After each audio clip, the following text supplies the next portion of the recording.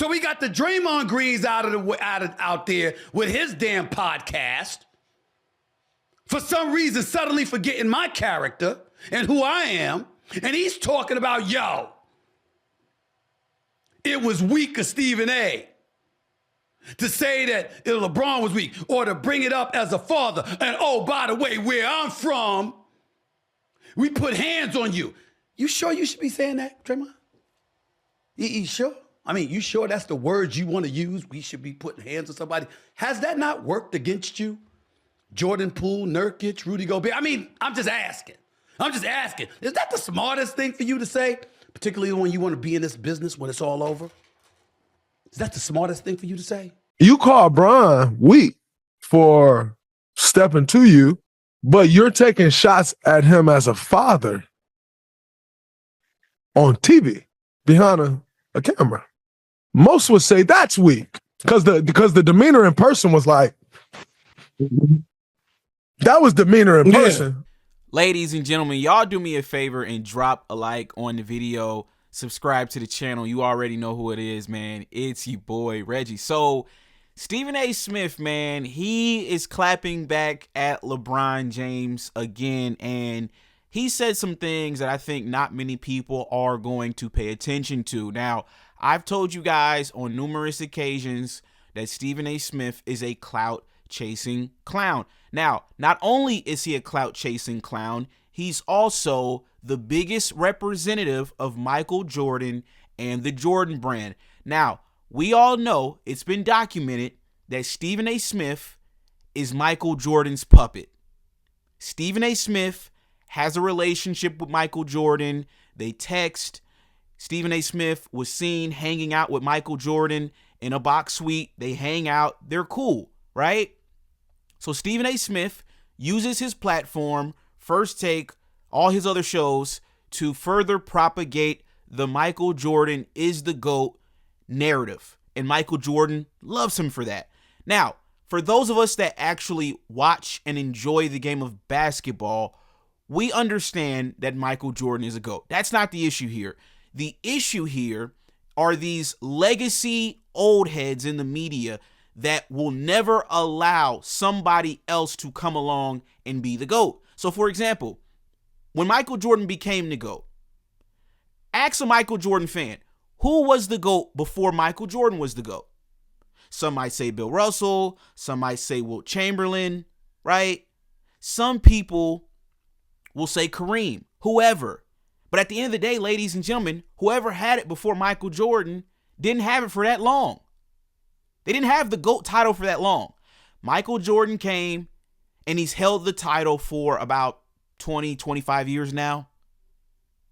So guys like Stephen A. Smith, they get repulsed at the idea, at the thought that anybody could be better than Michael Jordan. These guys are going to go to their grave saying Michael Jordan is the greatest they've ever seen, and there's nothing that anybody else can do about it. And this is the problem with the NBA media.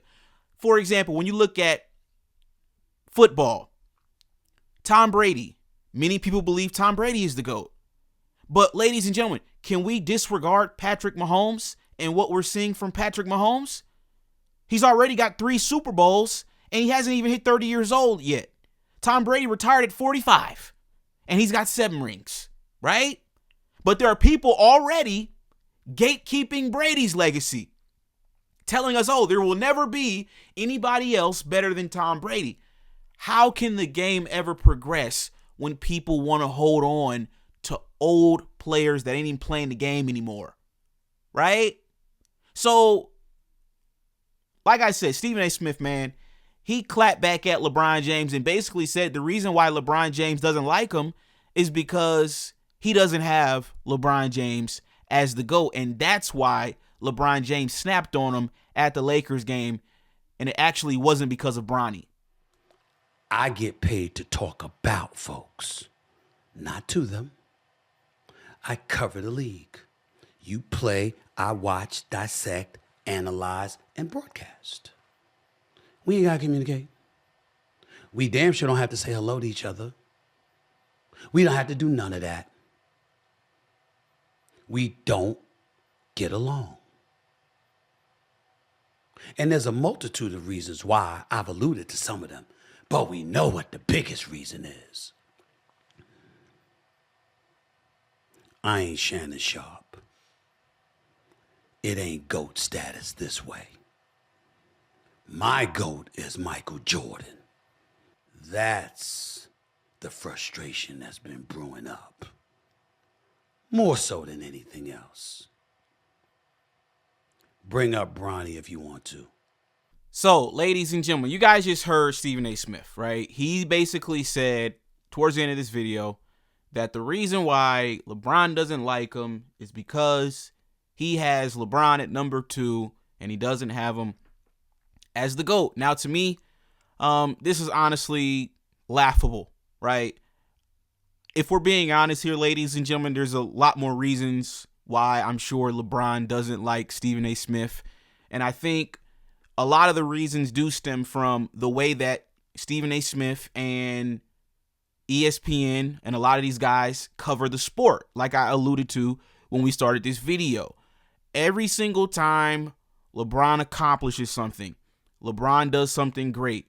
For years, we heard clowns like Skip Bayless attacking him, always saying, well, he wasn't Jordan or he wasn't this or he wasn't that. So it's like, in all honesty, like I stated before, these people won't allow anybody to be better. They won't allow anybody, especially LeBron, to have their own moment, right? They won't allow it. It's always a constant comparison to Jordan. It's always, he isn't Jordan, he isn't this, he isn't that. And you talk about and cover him from a negative angle. That's the reality.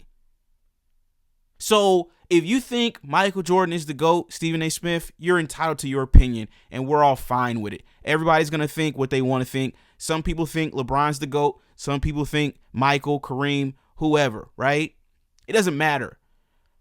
I think the issue is the way in which you cover LeBron James especially. I think that's more so the issue, right? Everything is not about Michael damn Jordan. The man ain't played in 22 years. LeBron just hit 50,000 points. LeBron is not playing with his son. The Lakers are the 2 seed. They have a chance to win another championship, right?